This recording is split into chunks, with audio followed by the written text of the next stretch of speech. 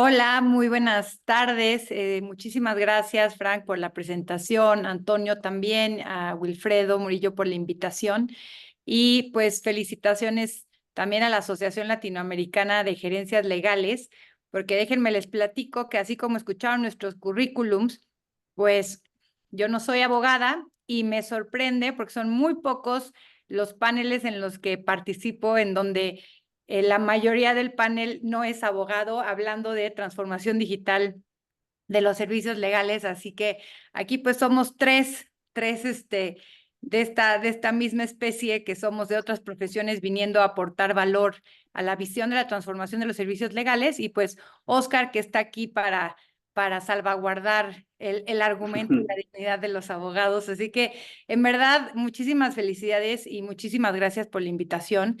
Y bueno, pues les voy a compartir una pequeña presentación con la que voy a ir guiando mi conferencia con este gran reto que siempre tenemos, pues de mantenernos en el tiempo que tenemos hoy, 15 minutos. Así que también iniciamos nuestro cronómetro. Pero bueno, ¿yo qué les vengo a platicar hoy? Primero les vengo a platicar que recientemente salió un estudio en España que dice que si la digitalización fuera un examen, el sector legal lo habría reprobado con un promedio de 5 de 10. Así que, pues, primer gran información es que necesitamos poner atención porque vamos reprobando hasta este momento de la clase. ¿Y por qué vamos reprobando? Yo creo que es algo muy relevante que decía Frank, es que tenemos que entender el porqué de las cosas, ¿sí? Hablamos mucho de legal tech, de transformación digital y podemos juzgar a los abogados, a los departamentos legales, por qué no se han digitalizado, pero la realidad es que pocas veces realmente escucho una razón fundamental en donde los directores jurídicos entiendan cuál es la motivación por la cual debemos cambiar. Y la realidad es que nos han contado muchas historias de miedo, estas historias de terror que nos han dicho que tenemos estudios que se comparten en donde la profesión legal será de las primeras en ser automatizadas y completamente reemplazadas por la inteligencia artificial o por la tecnología. Y hemos escuchado en departamentos legales, imagínense, está sentado el Comité de Transformación Digital observando un software de CLM para gestión de contratos y de pronto se escucha por allá atrás cuando se está diciendo en qué va a ayudar los contratos. Uy, ahí va el puesto de Sandra, ¿no? Y realmente ahí todos se ríen, pero realmente lo que tenemos que ver detrás de esto es que hay un miedo. Hay un miedo a la tecnología, hay un miedo a la inteligencia artificial. ¿Por qué? Porque hay una historia de terror de que la tecnología puede venir a quitarnos o a reemplazar nuestros puestos. Y también hay una segunda historia de terror que es la de muchas empresas que de pronto han comprado tecnología que está ahí sin usarse, donde se hicieron grandes inversiones, y es otra historia de terror porque nos reconfirma la historia de, pues es que esto no sirve. Invertí mucho dinero y no me sirvió para nada.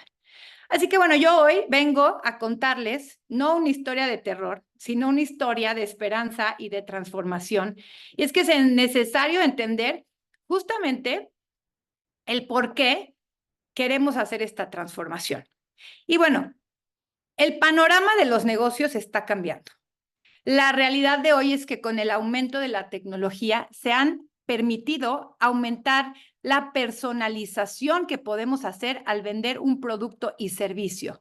Si a veces decimos, ay, la tecnología nos desconecta, la tecnología nos hace las cosas menos personalizadas, pero la realidad es que la tecnología nos permite adquirir cada vez más datos de las personas que nos permite saber cada vez con más exactitud qué quiere nuestro usuario, qué quiere nuestro cliente y de esta forma ir construyendo una mayor personalización que entonces hace que la persona ya no compre nada más un producto o un servicio, sino que genere una experiencia. Y aquí les pongo rápidamente este gráfico de cómo nos hemos estado moviendo hacia una economía donde ya no se venden productos y servicios, sino que se venden experiencias. ¿Y qué pasa? Que resulta que los millennials, que pues cada vez somos la generación que estamos más en cargos directivos y que más estamos consumiendo, pues preferimos gastar nuestro dinero en experiencias.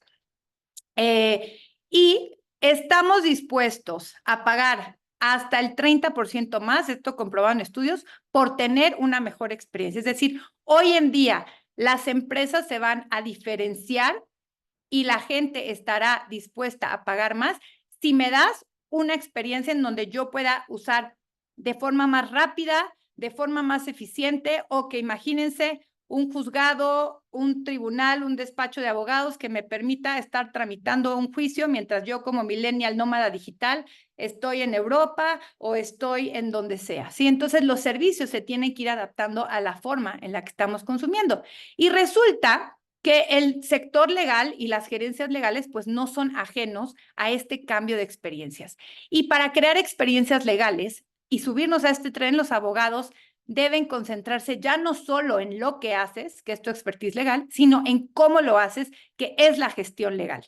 Para convertir entonces los servicios es lo que haces, en experiencias legales, que es cómo lo haces y cómo interactúan tus usuarios con este servicio. Así que bueno, ¿qué es? Para entender esto de experiencia, tenemos que entender este término, que ahí es en donde puedo aportar yo, porque yo vengo de una formación mercadológica y el término de la experiencia de usuario viene de la mercadotecnia, ¿no? ¿Qué es la experiencia del usuario? Es este proceso afectivo, esta relación que crea mi usuario con mi servicio a la hora de que interactúa con ella. Y esto puede hacerle una experiencia agradable o desagradable. Y para yo mejorar la experiencia que mi usuario tiene con mi servicio, lo que tengo que hacer es hacerle las cosas lo más fácil posible. O sea, que use mis servicios y mis productos de la forma más rápida para captar su atención y para que le produzca una experiencia positiva. ¿Y qué tiene que ver esto con los departamentos legales? Y aquí es en donde permítanme decirles que los abogados, porque llevo 14 años trabajando con abogados, yo ya soy abogada de la Escuela de la Vida, y es que observo que fueron creados, que fueron educados para ser profesionistas del derecho, no para ser prestadores o empresarios de prestación de servicios legales, ¿sí? Y nosotros como departamento legal o como gerencia legal nos tenemos que ver como un área de prestación de servicios, ¿sí? No como un abogado que da servicios de derecho. No importa hoy en día el profesionista que ayude y aporte valor a prestar un servicio legal. Y así como somos un área de servicios, porque aquí estamos hablando más de los departamentos legales, tenemos que tener esta experiencia del usuario. Pero ¿quiénes son nuestros usuarios? Y aquí yo les comparto que tenemos 3 tipos de usuarios en un departamento legal.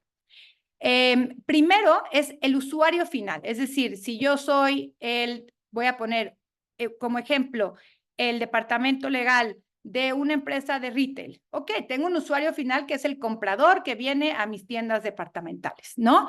Y este comprador final tiene en su experiencia de comprar un producto o un servicio, tiene puntos de contacto legal. Todo servicio y producto de cualquier empresa va a requerir que el cliente interactúe con puntos de contacto. Por ejemplo, un documento. Un documento es un punto legal que crea el departamento legal y que tiene contacto con el cliente final. Por ejemplo, unas políticas de compliance de sanidad en un restaurante, ¿no? Por ejemplo, unos términos y condiciones. Por ejemplo, unas políticas de devolución. Tienen que ver con legal, pero son puntos que está teniendo en contacto directamente el usuario. Y esto está comprobado que impacta en la satisfacción del usuario. Hay casos que a mí me encantan, sobre todo yo que me dedico mucho al tema de diseño de documentos legales, donde se ha comprobado que el rediseñar un documento legal que el cliente no entendía y se tardaba 3 meses para firmar, atrasaba 3 meses la venta de ese producto, y que a la hora que se mejoró el documento, que se le hizo más entendible, que se entendió qué parte sí entendía y no entendía el usuario, se redujo el tiempo hasta una semana. Imagínense la repercusión que eso tiene en las ventas del producto y del servicio, que por el rediseño de un contrato, que es un documento, que es un punto de contacto legal, se pueda aumentar hasta en un 70% el tiempo, reducir el tiempo de la venta. Así que el área legal nunca tradicionalmente se ha visto como este impacto que tiene también en la satisfacción del usuario y en las ventas de los productos y los servicios. Segundo cliente que tenemos, segundo usuario, es nuestro cliente interno. Las áreas legales son prestadoras de servicio hacia otras áreas de la compañía. Así que tenemos estos requerimientos de servicio, tenemos que estar viendo cuál es la percepción de nuestros usuarios, por ejemplo, el área de compras, cómo se vincula o cuál es su experiencia al hacer un contrato con nosotros, o cuál es la experiencia del departamento de tecnologías, o cuál es la experiencia del departamento inmobiliario a la hora que tiene que llevarle a su cliente a firmar un contrato inmobiliario, ¿no? Y la verdad es que lo que más hemos visto en Abogado Digital, ayudamos a las empresas, a los jurídicos de las empresas a hacer todo este tema de transformación digital, y la verdad es que vemos que hay muy poca cultura de ir con los partners estratégicos del negocio a preguntarles qué necesitan, a preguntarles cuál es su experiencia con nuestro servicio legal, o es más, les voy a poner un ejemplo, pero en este tema de una tienda de retail, ¿no? Hay un jurídico. ¿Cómo es que ese jurídico recibe los requerimientos de servicio? Es decir, yo requiero que me hagas un contrato, dice el área comercial. Yo requiero que me robaron un camión, entonces requiero que me ayudes a, es un tema penal, ¿no? Entonces necesitamos levantar un juicio. ¿Cómo hacen los requerimientos del servicio esos clientes internos? Y resulta que pues los hacen pues unos por mail, pues unos porque te vieron en el pasillo, pues unos porque te lo mandaron por WhatsApp. Entonces no están estandarizados porque no nos vemos como un prestador de servicios. No hay una sola forma muchas veces en las que entran esos requerimientos de servicio. Y para hacer esto, por ejemplo, necesitamos primero entender siquiera cuál es el catálogo de servicios que prestamos, cuántas áreas tenemos, y entonces así, en estos procesos de automatización, poco a poco ir viendo cómo van a entrar esos servicios, a quién se le van a ir, empezar a medir cargas de trabajo, etcétera, ¿no? Y todo eso, ¿para qué? Para también garantizar calidad y tiempos de entrega, o inclusive para lograr automatizar y hacer que el cliente interno sea autosuficiente y que ni siquiera tenga que tener contacto con el área legal, por ejemplo, el de compras, al hacer un contrato, ¿sí? Entonces, todo esto es parte de hacerle más fácil la experiencia a ese usuario. Y finalmente, nuestro tercer usuario es nuestro equipo interno. ¿Cuál es la experiencia que está teniendo mi abogado colaborador en las formas en las que yo trabajo? ¿Sí? Porque la realidad es que muchos estudios demuestran que los abogados son de las profesiones que están más insatisfechos con su trabajo, además de con altos niveles de estrés, con altos niveles de depresión, porque realmente tenemos unas cargas de trabajo, pero trabajo que no necesariamente agrega valor, porque es de revisión de documentos, porque es de elaboración de documentos que, pues si eficientemente aprendemos a usar las herramientas de inteligencia artificial para redacción, para selección de cláusulas, podremos tomar mejores decisiones y dedicarnos a tomar decisiones estratégicas en vez de a estar haciendo pura, lo que le llamamos en México, talacha. Y también esto, el agotamiento de nuestro personal, repercute en la retención de talento. Así que yo les pregunto a ustedes, gerentes legales, ¿alguna vez te has preguntado cuál es la experiencia física y digital que tus usuarios, cualquiera de estos tres, tienen con tus servicios legales?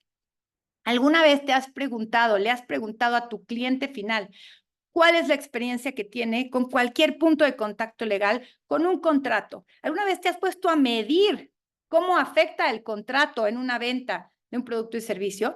Y aquí vean que les pongo física y digital, porque el ambiente físico, si es que tienes a tu gente trabajando en un lugar, también afecta la experiencia de tu equipo. Y déjenme decirles que también está comprobado que siempre que se mejora la experiencia de los colaboradores internos de un equipo, por ende, también va a mejorar el servicio hacia el exterior porque ellos van a estar más satisfechos. Así que creo que sí hay que entrar en estas dinámicas de preguntar, porque muchas veces nos ha pasado inclusive otras áreas que a la hora que llegamos nosotros a hacer un tipo de traductor y puente entre el jurídico y los de tecnología, entre el jurídico y los de recursos humanos, dicen, ay, es que eso ya se los habíamos dicho muchas veces, pero no nos entendían, ¿no? Y déjenme les digo entonces en esta historia, ¿cuál es la importancia de la transformación digital? Porque no nada más es transformarnos por transformarnos o implementar inteligencia artificial porque ay, los jóvenes digan que somos un despacho muy vanguardista o una gerencia legal.